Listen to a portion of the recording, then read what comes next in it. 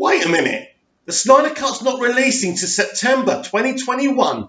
WTF? Is this thing on? Welcome back to Big Mouth, and fancy seeing you here, and you are very welcome, my friends, and especially my enemies. Come in, sit down, no touching.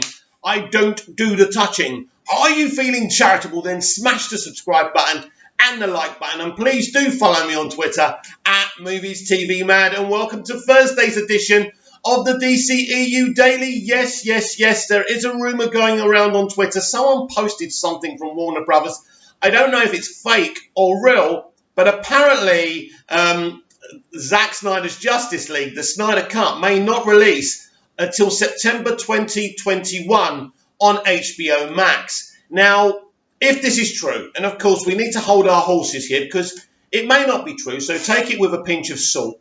But if it is true, there can only be one reason for this, and it's going to take a very long time for HBO Max to reach the global audience, for HBO Max to be available globally to everyone. So obviously, Zack Snyder is very passionate, as are HBO Max, about everyone, all the fans all around the world being able to watch this simultaneously, because you've got spoilers. You know, there's so many things that happen in this movie that didn't happen in Justice League. So it would be unfair for people to be able to see it in America and HBO Go in Asia and things like that.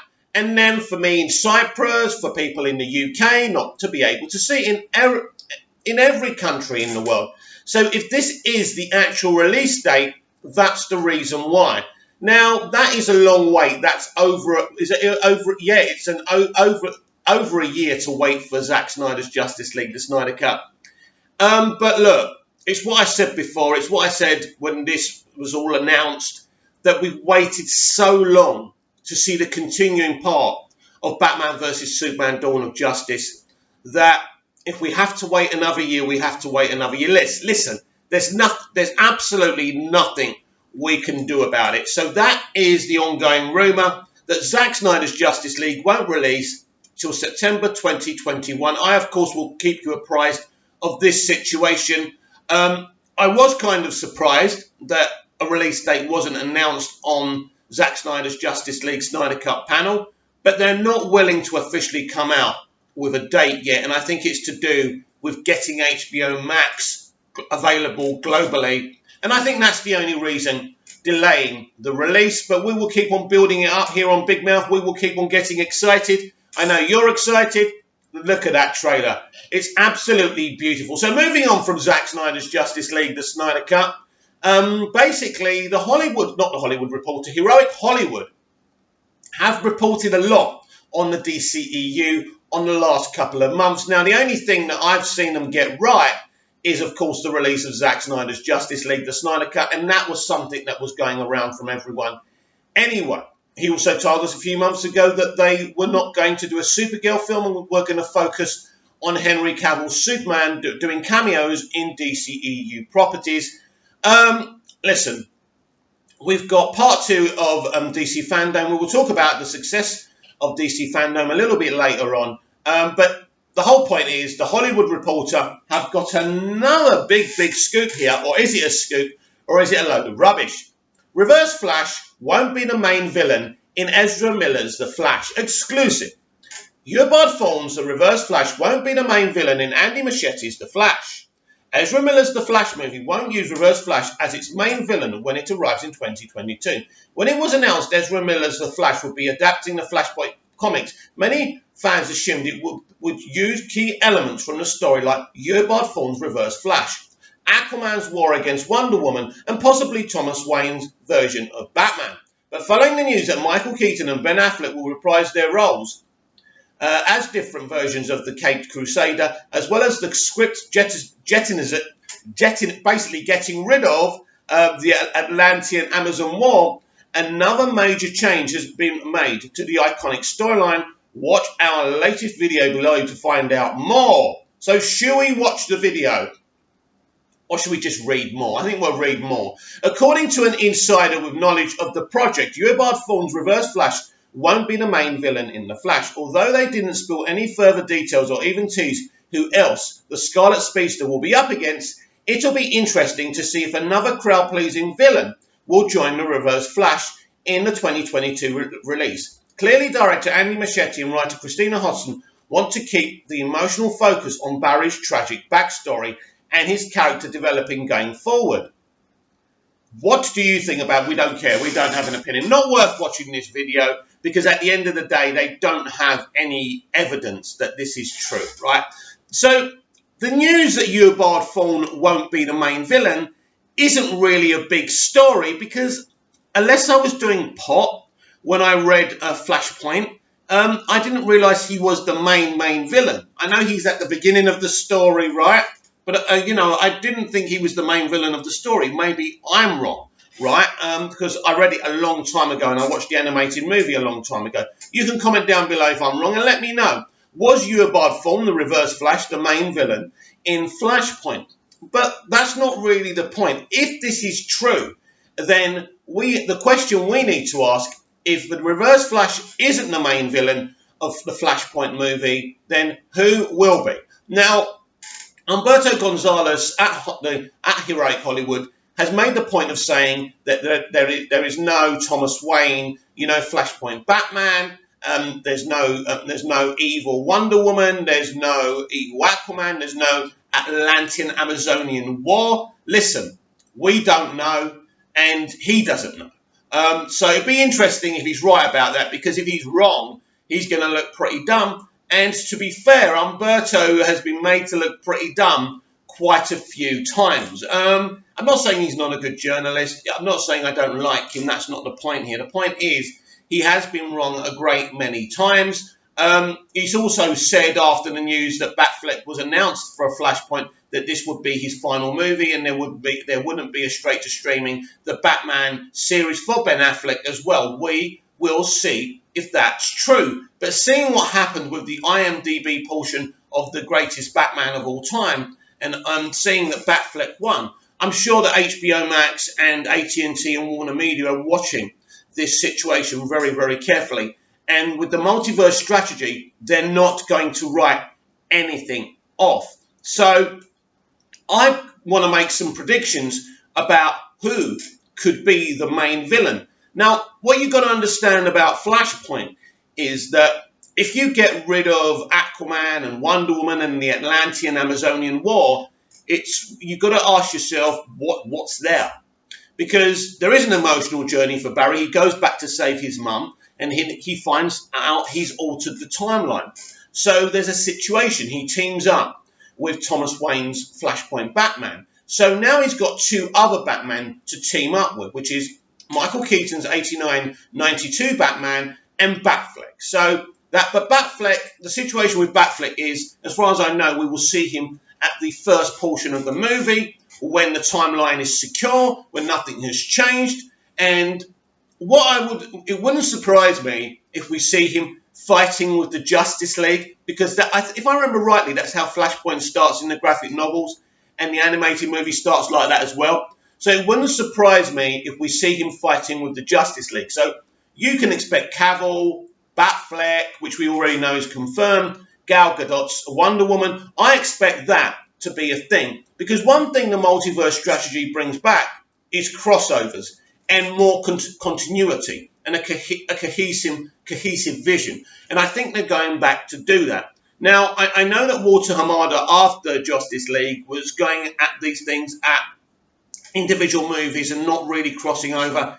That's about to change, because the Snyderverse is back now. Things are different now. So you're going to get a cohesive franchise and lots of crossovers. So one thing I do predict about Flashpoint is that Barry will be fighting as the Flash with the Justice League as set up in Zack Snyder's Justice League, and we hope he gets to tell his full arc on that as well. I'm very confident that he will, and I'm very confident that the Snyderverse is back front and centre, right?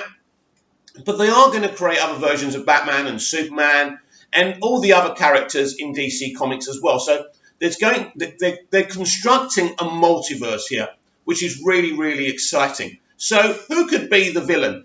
Listen, there's lots of different villains that the Flash could fight. I mean, you could pull one out like the Joker. I mean, that would be interesting. But the Flash does have a lot, Killer Frost could play a big role in this film. And with the inclusion and representation strategy that Hollywood's going through right now, you can imagine a Killer Frost being this brilliant villain. Because if you read the comics, forget the Flash TV series, because in the comics, there's some kind of love affair there, or definitely from Killer Frost's point of view. So something that really they never did in the Flash TV series. They just went straight front and center Iris West, right? Which can be a bit boring if you only focus on that dynamic and that relationship for Barry. So you could have Killer Frost as the villain, and if they set up this whole thing that there's this unrequited love, something that Barry's trying to resist because he's truly in love with Iris, right? She could be a really, really good villain, especially if you cast her properly. I would prefer, if we do get Killer Frost, that she's played by an unknown, not someone we already know. Otherwise, she's the actor rather than being Killer Frost. And I think what Dick Donner did with Superman the movie was very clever. Nobody knew who Christopher Reeve was, so he was Superman and not Christopher Reeve. And I think that worked with Chris Evans, with Captain America, and Henry Cavill with Superman as well.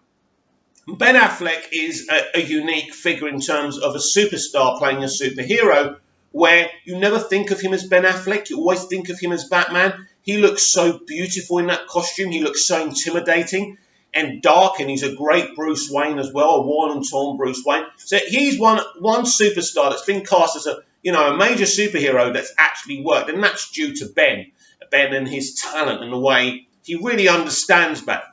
But normally you'd want an unknown. So I would absolutely love Killer Frost to be the main villain. I think we're going to see a multitude of DC Comics Flash characters. But as I say, the villain of Flashpoint really is the kind of task of setting things right after Barry messes up the timeline when he goes back to save his mother's life. And the heartbreaking realization that he has to set things right, which means his father's back in prison and his mother's still dead. And so I think that's the villain of the Flashpoint movie, the task of setting things right and the heartbreak that involves with. So I don't necessarily think there'll be a major villain, but in the Flashpoint graphic novel, basically Aquaman and Wonder Woman are the main villains of the new timeline, if you like. So it's not a surprise to me, if this is true, that Eobard Thawne won't be the main villain. But as you say, he hasn't dared to say that Eobard Thawne and Reverse Flash won't be in Andy Muschietti's Flashpoint, because that would be a load of rubbish. But do expect Reverse Flash to be in this movie. He's going to be great. I think we're going to see a multitude of Flash villains and DC characters, and I do expect Barry Allen, Ezra Miller's The Flash, to be fighting alongside the entire Justice League at the beginning of the Flashpoint movie, and expect Henry Cavill and Gal Gadot and Jason Momoa to be confirmed for this film as well. I'm really excited for this project. It's really awesome. Things are looking up for DC, and I'm about to confirm that as we read another Heroic Hollywood article on the success of DC fandom. Actually, I saw another article advertised on Heroic Hollywood, and I don't know if we ever read this out, so I want to cover this actually, because Grant Morrison was talking about his and Ezra Miller's Flash script as we're on the subject of the Flashpoint movie. This is a really interesting read, actually. Grant Morrison says his The Flash script was like Back to the Future. Now, what I find really, really interesting about this is that the previous directors were heading in that direction. So it seems to me when this script was written, that this was actually written with those directors, because it was we were led to believe that actually Ezra Miller wasn't happy with those directors and he got rid of them. He got them off the property because he didn't like the light tone. But if the Back to the Future thing was the thing that Ezra and Grant were writing, then that's the same vision that they had. Or maybe they were rewriting their script, the previous directors, and make it a little bit darker. Maybe that was the thing. Let's give this a read. Grant Morrison compares his script for The Flash to Robert Zemeckis' Back to the Future. Grant Morrison recently revealed that his script for Ezra Miller's The Flash was a huge science fiction story like Back to the Future. Although there's been a number of creatives who've jumped on and off Ezra Miller's The Flash legendary comics, writer Grant Morrison opened up about his script for the film and what it would have looked like on the big screen. He explained to Collider that he and Miller worked on the script together and that it was comparable to Back to the Future. By the way, I've blocked Collider video now after what they did with Zack Snyder's Justice League. Just a little note for you there. The classic time-travelling adventure from Robert Zemeckis recently made headlines after one of the writers behind the 1985 film joked about a line from Avengers Endgame. Morrison also pointed out that the film from director Andy Muschietti won't use the script he wrote with Miller. Now, I kind of assumed that they would use that script and Christina Hodgson was rewriting that script, but that's not the case, and now I understand why. Yeah, I mean, Ezra Miller and I wrote that last year, but it kind of, you know, what's it like? It was just one of those things I thought we had a really good version of The Flash, and we wrote it as fast as The Flash because it was so demanding and it was pretty good. And I think after a few drafts, it would have been great. But the way some studios work, these things just come and go. I think about 15 people have already written versions of The Flash, but it does seem to be going ahead now. But not with the version that we did. I had fun. Ezra came over to the house and we just had a real blast and created the story. And maybe one day the script will leak out in the world. Yeah, it was pretty good. I mean, I don't know what they're doing with it, but it was pretty good. It was a very different kind of superhero thing. It was more like Back to the Future, I would say, than a superhero movie. Yeah, I don't want to see that. I love Back to the Future. And let's be honest, Back to the Future Part 2 is pretty much a rip-off of Flashpoint itself, right? And what came first, Flashpoint or Back to the Future 2? As you can tell, I don't know. I'm not sure. So comments down below, let me know about that. I love finding out these things from you guys, right? So not something I would have wanted. When asked by Collider if it was a darker version of the Flash story like Ezra Miller reportedly wanted the film to look like, Grant Morrison explained it wasn't, but it had elements of darkness. The writer went on to say that it would have made sense to audiences that weren't necessarily familiar with the comics, which would definitely be a positive given the dense multiverse nature of the Flashpoint storyline. Morrison also suggested that maybe his script for the film will leak and fans can see what he means by comparing it to Back to the Future. No, it wasn't darker, really. I mean, elements of darkness were there, and the material that they wanted us to use was the Flashpoint stuff. So Ezra and I were actually trying to do something that was a bit more like, I say, it's kind of like just a great science fiction story. And if you don't know the comics, it would have made sense. But I have to say, I mean, I don't want to talk about that because somebody else has done their own work on it, and I'm sure it will be great. And maybe, as I say, this will leak out one day, and people can judge. Right. My opinion on this, before we do talk about the success of DC fandom, is this, that quite simply, this would be absolute crap. I have so much respect for Grant Morrison. He's written All-Star Superman, which is an absolute classic, but he's also written Dust, like we all do. All of us who are creative do great stuff and not so great stuff. But this, you know, we were led to believe this was going to be darker because Ezra Miller wasn't really happy with the way that the previous two directors were writing this film. But it seems to me that these directors actually were working with Grant and Ezra to write this because the Back to the Future concept was touted. They said it themselves. Was it Goldstein and the other guy, whatever his name is, right? They're the ones who wrote and directed Game Night. So they had this idea of making the Flash movie a light, fluffy, kind of Back to the Future kind of story. This must have been back in the days when Jeff Johns was running things where they wanted to make cookie-cutter movies, where they wanted to, you know, make more like MCU movies. I'm glad this is not happening, actually. I wanted this script to be accepted before I even knew. When I was told this was dark and maybe this could be a Flashpoint script, I was very excited about it. And I mean, you know, this comic book writer is absolute. Grant Morrison is an icon for crying out loud.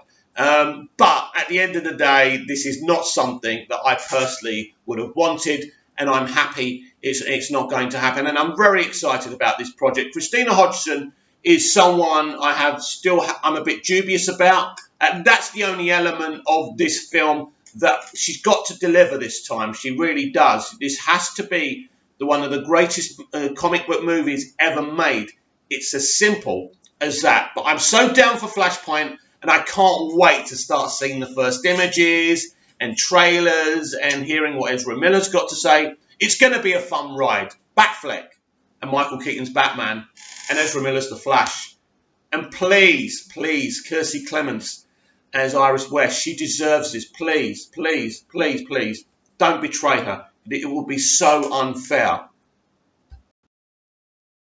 And finally, on today's DCEU Daily, DC Fandom generates massive 22 million global views.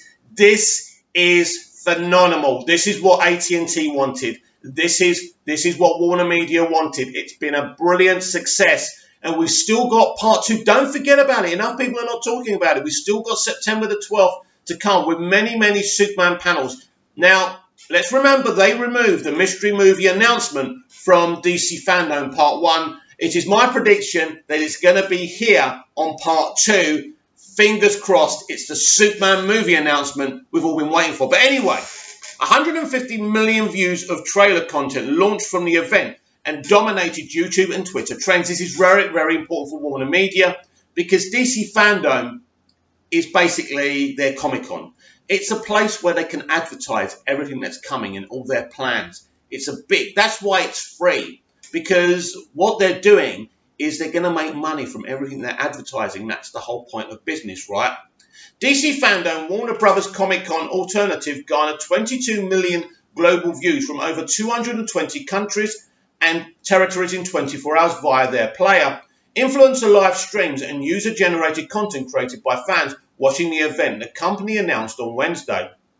Additionally, 150 million views of trailers content launched from the event dominated YouTube and Twitter trends during the broadcast. DC Fandom, which covered the upcoming slate of Warner Media films, television shows, games, publishing and consumer products, trended in 82 markets on YouTube and 53 markets on Twitter. Global fan reactions were overwhelmingly positive at 99% positive social sentiment.